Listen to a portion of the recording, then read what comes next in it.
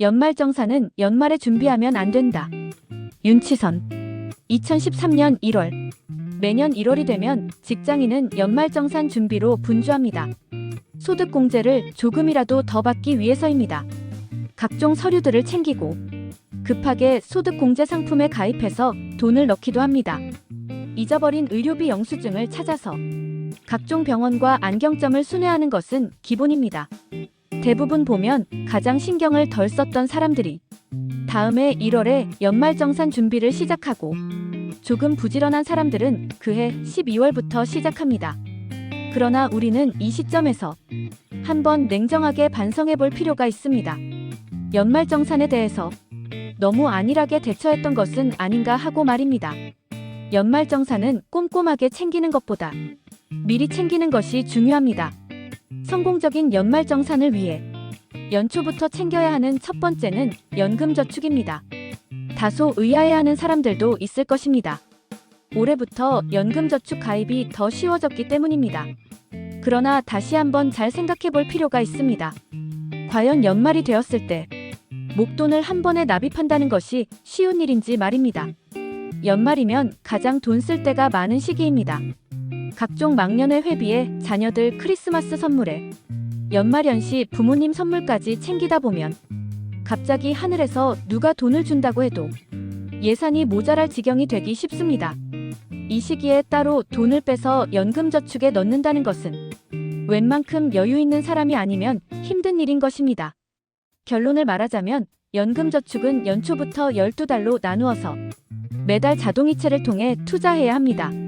그 정도 돈은 한 달 기준으로 볼 때는 아주 큰 돈은 아니기 때문에 가정경제에 타격이 덜합니다. 더구나 자동이체를 통해서 기계적으로 투자하게 되면 추가적인 장점이 있습니다. 중도에 멈추지 않고 장기 투자를 할 수 있게 된다는 점입니다. 원래 사람의 심리라는 건 판단을 하게 되면 망설임이 생기게 마련입니다. 월급날에 누가 당신한테 연금저축에 돈을 넣을래?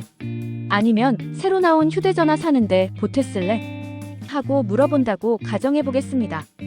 당신이라면 냉정하게 연금저축 납입을 선택할 수 있을까요?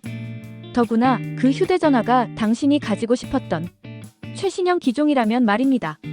그러나 월급날 자동이체를 통해 돈이 빠져나간다면 이야기가 달라집니다. 당신은 월급의 사용처를 고민할 겨를이 없습니다. 이미 돈은 빠져나가서 연금저축 상품을 매수했으니까요. 물론 정말 꼭 필요한 데가 있다면 그 돈을 다시 빼서 사용할 수도 있을 것입니다. 그러나 그렇게 하기 위해서는 금융기관 지점을 방문해서 지금까지 저축했던 연금저축 상품이 전액해지 신청을 해야만 합니다. 연금저축은 부분해지가 안 되는 것입니다. 해지할 때는 기타 소득세 22%도 내야 하고 만약 5년 이내에 해지하는 것일 때는 추가로 2.2%의 해지 가산세도 내야 합니다. 이 모든 불이익을 감수하고 연금저축을 해지할 사람은 드뭅니다. 결국 다른 돈에서 아껴서 보태거나 휴대폰 구입을 미루게 될 것입니다. 연초부터 생각해봐야 할 두 번째 연말정산 포인트는 카드 사용입니다. 우리는 이런저런 이유로 다양한 결제 수단을 가지고 있습니다. 가장 흔히 쓰는 것이 신용카드고 두 번째가 현금, 세 번째가 직불카드일 것입니다. 그러나 만족스러운 연말정산을 위해서는 우리의 오래된 습관도 재조정할 필요가 있어 보입니다. 이런 결제 수단들은 종류에 따라서 공제율이 다릅니다. 올해부터 신용카드에 대한 소득공제는 15%로 줄어듭니다. 그러나 현금 영수증 및 직불카드와 선불카드에 대한 공제율은 30%입니다. 따라서 이왕이면 현금, 직불카드 및 선불카드를 사용하는 것이 더 많은 공제를 받을 수 있습니다. 문제는 연말에 카드를 바꿔서 사용하려 해도 이미 늦었다는 것입니다. 기존의 신용카드로 샀던 물건들을 전부 구매 취소할 수는 없습니다. 이에 대응하는 방법은 연초부터 현금이나 직불카드 사용을 생활화하는 길뿐입니다. 현금, 직불카드 사용은 연말정산에서 더 많은 공제를 받을 수 있다는 것 외에도 다른 큰 장점이 있습니다. 당신의 소비를 줄여준다는 것입니다. 먼저 신용카드의 본질에 대해서 잠시 생각해보세요. 신용카드는 당신의 미래 수익을 담보로 현재의 소비를 할 수 있게 해줍니다. 필요한 물건을 먼저 살 수 있는 것이니 얼마나 좋을까요? 문제는 이 간편한 결제 수단이 꼭 필요하지 않은 물건들을 사게 만든다는 것입니다. 현금만 있었다면 사지 않았을 물건을 단지 카드가 있었기에 사게 되는 일이 종종 있을 것입니다. 편리함을 대가로 과소비를 얻는 셈입니다. 현금이나 직불카드의 사용은 이런 문제를 줄여줍니다.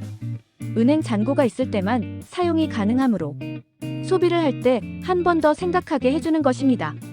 이상으로 연초부터 관심을 가져야 할 연말정산의 2가지 포인트를 살펴보았습니다. 뭐든지 미리 준비한 사람이 가장 좋은 결과를 얻습니다. 더구나 연말정산은 자신이 부지런하게 챙기기만 하면 확실하게 돌려받을 수 있는 아주 매력적인 투자처라고도 볼 수 있습니다. 올해 1월의 연말정산 결과가 좋지 못하다고 실망할 필요는 없습니다. 지금부터라도 내년의 연말정산을 대비하는 지혜와 결단력이 필요할 것입니다. 이상 연말정산은 연말에 준비하면 안 된다에 대해 알아보았습니다. 이번 영상도 유익하셨다면 구독, 좋아요, 알림 설정 부탁드리겠습니다. 오늘도 오전에는 건강을, 오후에는 부를 얻는 하루 보내세요. 감사합니다.